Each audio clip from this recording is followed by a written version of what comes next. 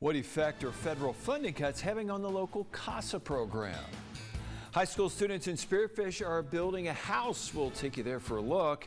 And Senator Mike Rounds is talking about his trip to Rome for the funeral of Pope Francis. Your news starts now. From Skyline Drive, this is KOTA Territory News at 5:30. Good evening, I'm Jack Cottle. Big changes could be coming to the city of Edgemont. The mayor of Edgemont says employees of the Burlington Northern Santa Fe Railroad have been notified that the railroad plans to discontinue stopping in Edgemont. She said that would force the 100 local railroad employees to go to Alliance, Nebraska to catch their trains, and she says that would have a huge effect on Edgemont. Well, it's going to be devastating for Edgemont. It's a small community already, and if we have 27 of those 100 employees in the city of Edgemont, and if they decide to leave, then it's going to put a hardship on our little town. A statement from Burlington Northern says BNSF has initiated discussions with local employees and union representatives in Edgemont, South Dakota about operational changes necessary to remain a competitive transportation provider on our coal routes. Shifts in market demand require that we adjust operations accordingly. The railroad said they will have additional meetings to explore options. Now, there's a community town hall meeting at the Edgemont Senior Center on Monday, May 5th at 1:30 in the afternoon. Mayor Regan said they've got no response to letters from the governor and the state's congressional delegation looking for help. Rain showers and cloudy skies were the story for today, but as radar is starting to show clearing, meteorologist Ryan Larmew is in the First Alert Weather Center with a look at that radar. Been pretty much raining all day today. A depressing, gloomy sky out there, Jack, and the rain didn't help. That cooled us off today, too.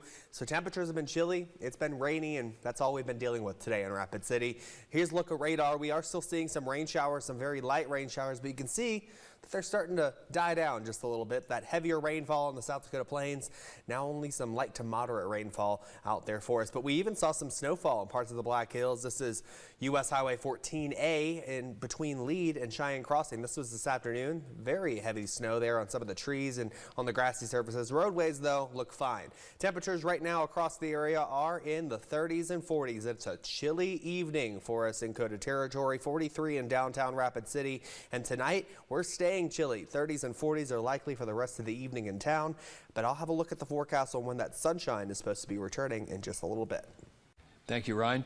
President Donald Trump plans to, quote, bring Columbus back from the ashes by reverting the federal holiday in October, oftentimes called Indigenous Peoples Day, back to Columbus Day. Our Zeta Jones got the reaction of Native Americans here in KOTA Territory and has more. At a rally on Sunday, President Donald Trump pledged to restore what he called traditional American icons after accusing former President Joe Biden of diminishing Christopher Columbus's legacy by being the first ever president to proclaim Indigenous Peoples Day to be observed alongside Columbus Day back in 2021. Despite Trump's decision to revert back to Columbus Day, Native Americans in KOTA Territory like Crystal Rencounter say they will continue to celebrate Indigenous Peoples Day on the holiday as well as every other day. In our world, every day is Indigenous People Day. Resilience is something that is run through generations upon generations, so we continue to just not let other people's opinion define who we are. We define who we are every day, so whether it's called Indigenous Peoples Day or Columbus Day, we know our history and we're still proud people.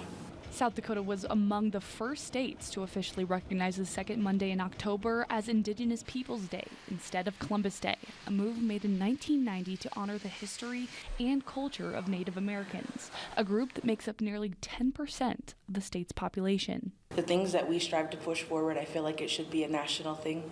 I feel like Indigenous people have a lot to contribute to this world, so I feel like that's why it's important. It gives us an opportunity to speak again on our history and make sure that the next generations all know the truth, and just make sure to continue to advocate for our people. Reporting in Rapid City, I'm Zeta Jones. An organization that advocates for children who experience abuse and neglect recently lost federal grant money that was already approved. With funding being cut for the National Court-appointed special advocates, the cuts would make their way here. The 7th Circuit CASA program in Rapid City is losing $15,000 in federal grants. The executive director of the 7th Circuit CASA program says they're now scrambling to figure out how they're going to make up for that lost funding. She adds they'll have to seek funding locally or from private foundations. Right now, about 5% of our budget is thrown back into question. As a nonprofit, we don't have that kind of leeway. So we're going to have to make an appeal right now to the community to do what they can, and we're going to see what the results are. Tubal said the slashing of federal funding is impacting their ability to train new CASA volunteers. During training, half of the training is done locally in-house, with the other half conducted online. However, due to the cuts, Tubal said they currently can't enroll new students into the online learning platform. A Rapid City man who was previously sentenced to 6 years probation and a 15-year suspended prison sentence was in 7th Circuit Court again today for violating his probation.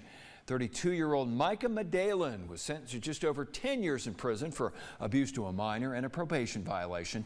Malan was previously released on probation in May of 2023 for the 4th-degree rape of a child less than 16 years of age. In court this morning, the state said while on probation, Malan slapped and spit on a child of the woman he's in a relationship with. It was also revealed in court that Malan suffers from fetal alcohol syndrome and is classified as low functioning.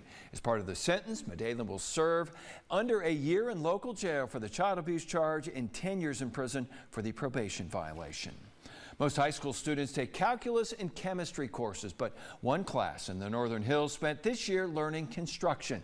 Students at Spearfish High School's Career and Technical Education Center built an entire house this year under the instruction from District Superintendent Kirk Easton. Their hard work will be on display for an open house at the Career and Technical Education Center Tuesday, May 13th, beginning at 5 p.m. The house will move to its permanent location in the Sky Ridge development on the eastern side of Spearfish in June. Some students in the class see home construction as a future career field. Others learn lessons in home maintenance they'll keep in mind for the future. Easton said the experience has been rewarding for him in the first year at the center. For certain students that can do something and to find out they do it well and they've never done it before, and just to see kind of a little twinkle in their eye, if you will, those kind of moments stand out. We'll have the full story on KOTA Territory News at 6 on Fox. Senator Mike Rounds was there for the funeral of Pope Francis over the weekend. After the break, we'll hear from Rounds on the experience. You're watching KOTA Territory News at 5:30. Senator Mike Rounds was among a small group of U.S. lawmakers to attend Pope Francis's funeral. KOTA Territory's Blake Trolley spoke with Senator Rounds, and he has our story tonight. Senator Rounds says Pope Francis's legacy could be felt by the international flair as people from around the world attended. More than 250,000 people were present for the funeral. I think that international flair that came across was one of the entire world losing someone who was special to them and who they all thought of as a friend and as someone who was trying to help them. His message of not being judgmental, but rather of trying to help the downtrodden, the poor, and to do it from the institution of the church, I think has been welcomed around the world and has once again opened up a lot of people to Christianity and Catholicism. Rounds noted the importance of the large group of world leaders feeling the need to gather and show respect for the Pope. The senator touched on the meeting between Ukrainian President Volodymyr Zelensky and President Trump, calling it one of the most important meetings between world leaders at the funeral. The ability for President Zelensky once again to reaffirm his desire for peace, but also his desire to make sure that Ukraine continued to exist, even under the threat of continued Russian aggression. Rounds says he believes the Ukrainian president's message had an impact on President Trump. As he kind of changed his approach and clearly identified Russia as the problem in the peace negotiations, I think that's a positive message for the rest of the world to hear, is that our president is trying to get there and that he appears to now be able to identify Putin as the aggressor and as an obstacle to peace in that part of the world. Rounds was part of a small group of bipartisan members of both the House and Senate to attend the Pope's funeral. Blake Trolley, KOTA Territory News. Will sunshine be making a return to KOTA Territory tomorrow, and will it stick around? Meteorologist Ryan Larmew has a look at the next 7 days. Your accurate First Alert forecast is next. Now, the First Alert forecast with meteorologist Ryan Larmew. It's been raining all day in Rapid City. That's continuing this evening. We're still seeing major cloud coverage and a few sprinkles dropping here on our Golden West weather cam on Main Street in downtown Rapid City. This is the view from everywhere. Our tower cam has raindrops blocking pretty much the entire view of the overhead of downtown Rapid City. Our Golden West weather cam there in East Rapid also showing rain, and temperatures still in the 40s. It's chilly outside, 43, especially when you factor in the wind. Feels like 36 degrees outside. And temperatures around KOTA Territory, everyone is chilly this evening. 44 in Phillip and Pine Ridge. Hot Springs and Edgemont, both at 48 degrees. Spearfish is at 41. We're 36 in Alzada and Ekalaka, along with Wright. Gillette's at 37. Sheridan hanging on to the 40-degree mark. In and around the Black Hills, we're seeing everyone, for the most part, above freezing, but Bear Lodge getting close. 34 degrees there.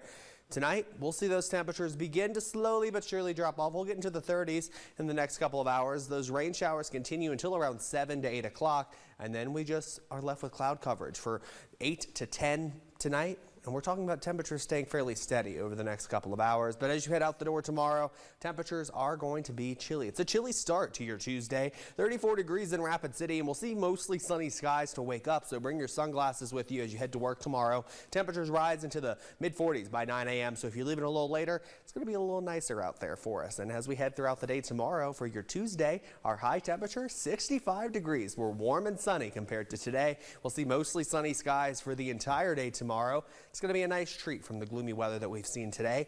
That's exactly what Futurecast is showing. Here's the cloud coverage tonight. Moving out of here, and we're mostly clear in Rapid City for the rest of the overnight hours. But by tomorrow, sunshine takes over. Mostly sunny skies in the forecast for every single location in KOTA Territory. But by Wednesday, things start to change. We have another chance for some showers across portions of northeast Wyoming and southeastern Montana as early as your Wednesday morning. This will start to make its way towards western South Dakota by evening. Around dinner time, the Black Hills, seeing those showers starting to take shape and form over the hills, and we'll see that move off towards the east overnight into Thursday morning. And by the time we're getting to Thursday afternoon, we might see a few extra showers develop there on radar. But tonight, temperatures dropping into the 30s. A few spots do make it 2 or below freezing. 32 in Faith and in Keystone. 31 in Deadwood. Custer getting down to 28 degrees tonight. We'll see clearing skies after the rain ends, and then we'll be getting chilly with these temperatures, fairly cold for this time of year.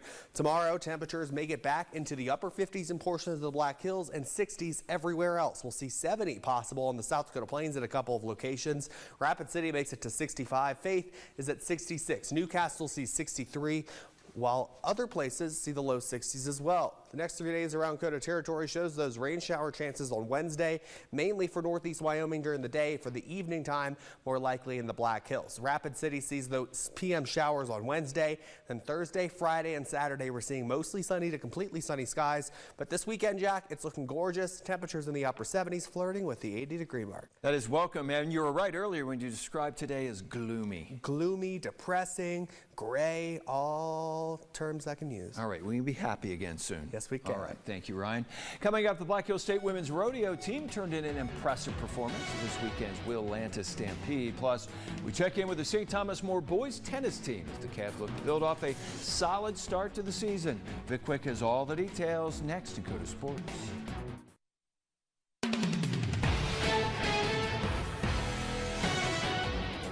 Good evening, everybody. High school track and field teams return to action tomorrow as they gather at O'Hara Stadium for the annual Track-O-Rama. The meet will feature top athletes from around the region. The field events begin at 8:30 with the running events cranking up at 9.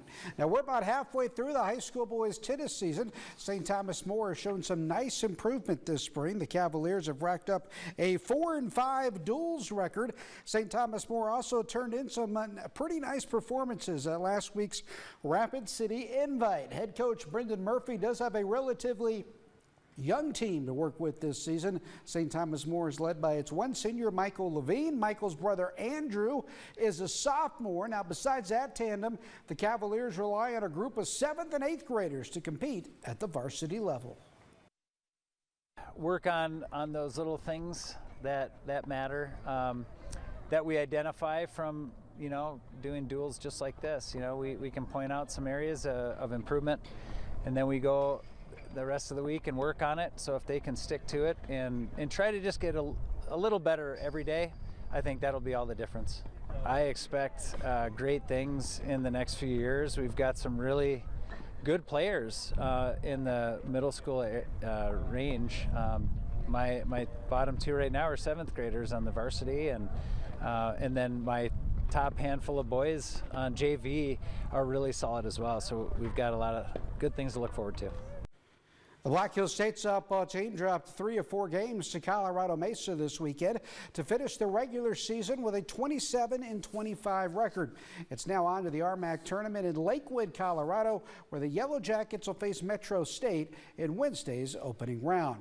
The Black Hills State women's rodeo team turned in an impressive performance at this weekend's Willantis Stampede in Spearfish. The Yellow Jackets captured the team championship with 270 points. Both of Mitchell Tech squads finished 2nd and 3rd. BH's Haley Husted took 1st place in goat tying. Adeline Norstegard won barrel racing. Emma Ohm won the all-around title. The Yellow Jacket women enter the final week of the season first in the Great Plains region.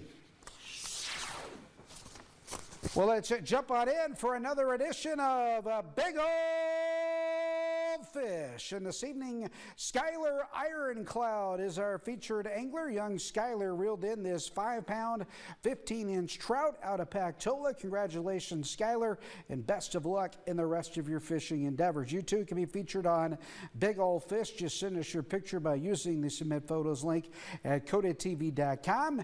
Make sure and give us the name of the person who caught the fish, what kind of fish it is, how big it is, and where it was caught. Get those pictures in, and we'll get you on Big Old Fish. Nice job, Skylar. That was a great looking trout that he reeled in there. All right, NFL Draft is done. Another South Dakota player going to get a shot at the big time. That's right. Chamberlain's Nash Hutmacher has signed a contract with the Ravens. Of course, Nash was a standout at the University of Nebraska, great defensive lineman there. And we got to see him in his high school days playing out here, some in football, also in wrestling. He was a dominant high school wrestler, but Nash Hutmacher getting his chance in the NFL with the Ravens. All right. Thank you very much, Vic. Well, Green Eggs and Ham comes to life in Rapid City, and it's all for a good cause. That's up next.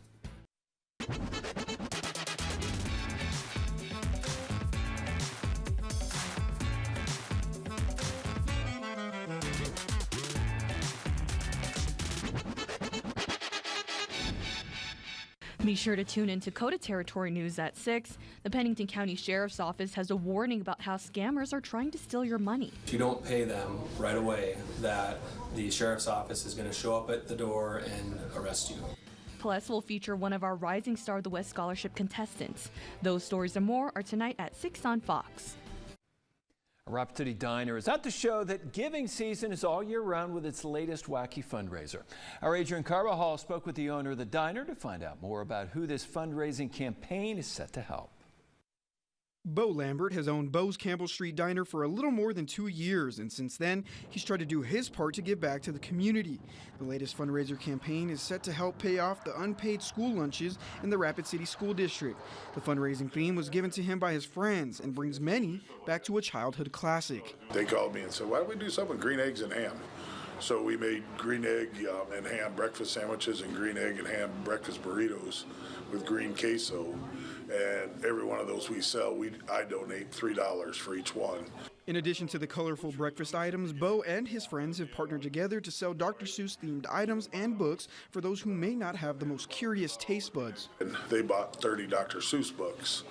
And then we went and bought 30 Dr. Seuss books. So we have them up out front for donations where it's a minimum $20.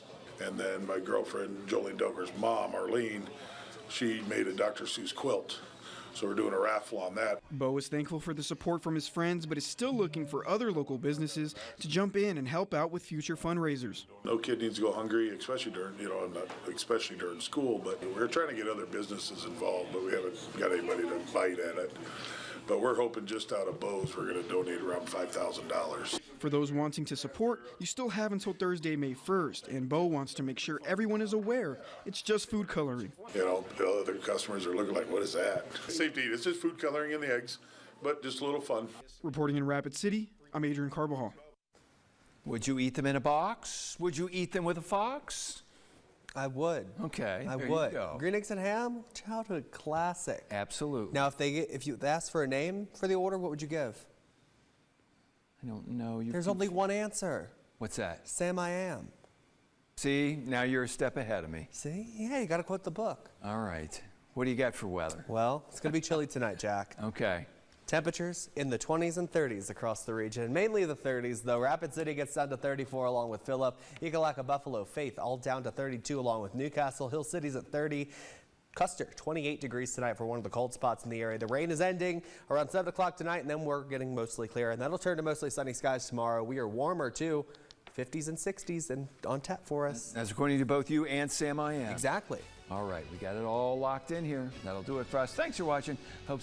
Thanks for watching KOTA Territory News, your local news and weather authority.